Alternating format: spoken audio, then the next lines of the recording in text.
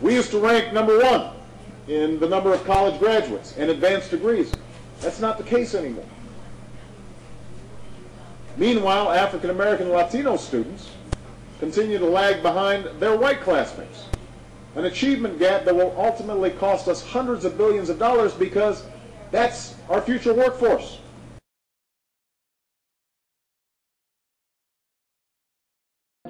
Сынок, у нас раньше войны не было, сейчас бомб. Помойку и люди спят по помойке. Правильно я говорю? Правильно я говорю? Приезжайте на 10-ю санаторную и посмотрите, что делается с помойками. Это ходят табунами при демократии. Most Russian people had become pretty skeptical about the promises of communism by the time it ended. But after 1991, tens of millions were abandoned to the most brutal effects of the free market. Astonishingly, the average life expectancy for a Russian man dropped by 7 years.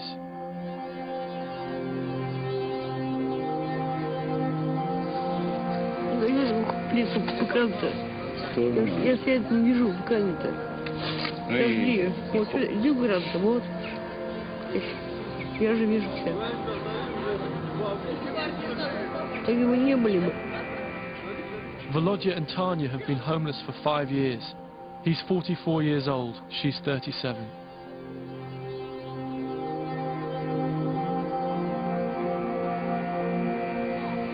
До этого работал официанткой. Ну, это все прошло. Потом все спилось. Честно сказать. Потому что он пил. А он бывал пил? Что ты же не меняешь? Не надо. Говори правду, говори правду. But the root of the demographic crisis is not just the fact that people are dying. It's also that Russians aren't having enough children. Last year, President Putin came to Ivanovo to open a brand new maternity hospital and admitted that the demographic crisis was threatening the survival of the nation. The government's even resorted to offering people extra benefits to encourage them to have big families.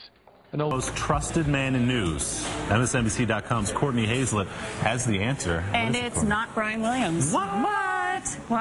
Yes, Time Magazine. What was that? I don't know. Time Magazine did a poll asking people that now that Walter Cronkite has died, who's the most trusted man in news, they said Jon Stewart. Brian Williams #2, though, so that cute.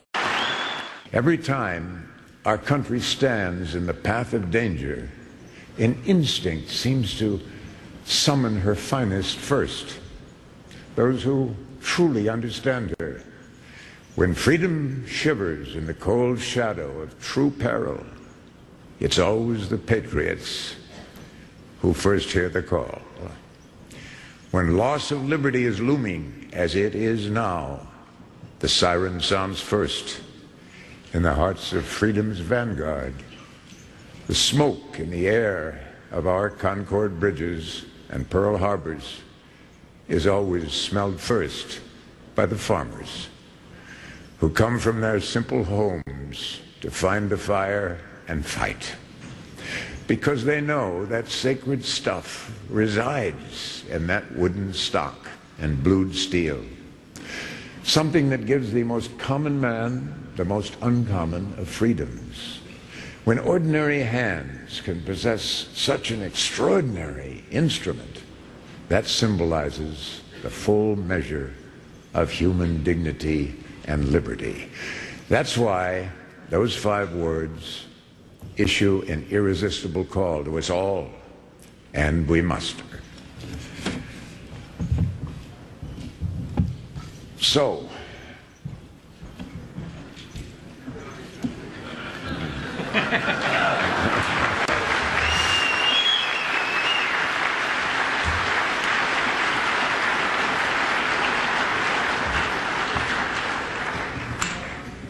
as we set out this year to defeat the divisive forces that would take freedom away, I want to say those fighting words for everyone within the sound of my voice to hear and to heed, and especially for you, Mr. Gore.